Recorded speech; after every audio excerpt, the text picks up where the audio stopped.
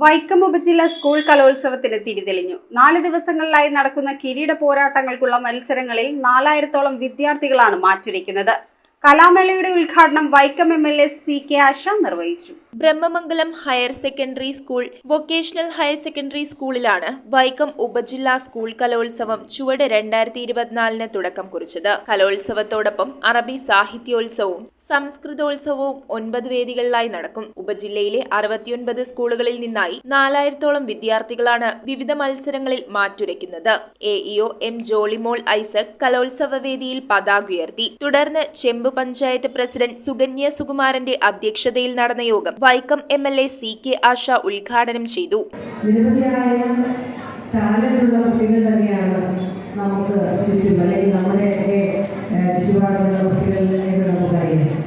പക്ഷെ പലപ്പോഴും അത് പരിപോഷിപ്പിച്ചെടുക്കുന്നതിൽ അതിനുള്ള സാഹചര്യങ്ങൾ കിട്ടാതെ വരുന്ന കുട്ടികൾക്ക്, അല്ലെങ്കിൽ അത്തരത്തിലുള്ള വേദികൾ കിട്ടാതെ പോകുന്നതിൻ്റെയൊക്കെ ഫലമായി അവരുടെ വാസനകളെ പലപ്പോഴും നല്ല രീതിയിൽ മുന്നോട്ട് കൊണ്ടുവരുന്നതിനോ അതിലൂടെ അവർക്ക് വിജയിക്കുന്നതിനോ സാധ്യമാകുന്ന സാഹചര്യങ്ങളുണ്ടായിരുന്നു.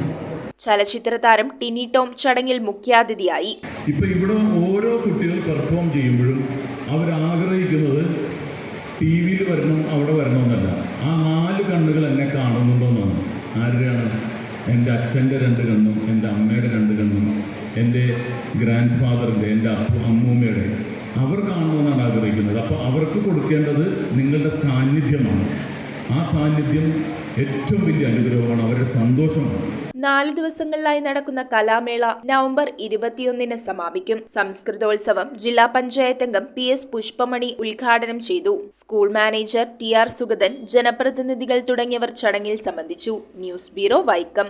റിങ്ങുകൾ 1 ഗ്രാമിൽ തുടങ്ങുന്ന മാലകൾ, നെക്ലസുകൾ 9000 രൂപ മുതൽ ഡയമണ്ട് നെക്ലസുകൾ 1 ലക്ഷം മുതൽ ആരംഭിക്കുന്ന വെഡിംഗ് സെറ്റുകൾ, കൂടാതെ നിങ്ങളുടെ പഴയ സ്വർണത്തിന് ഏറ്റവും ഉയർന്ന മൂല്യവും. Maharaja gold and diamonds,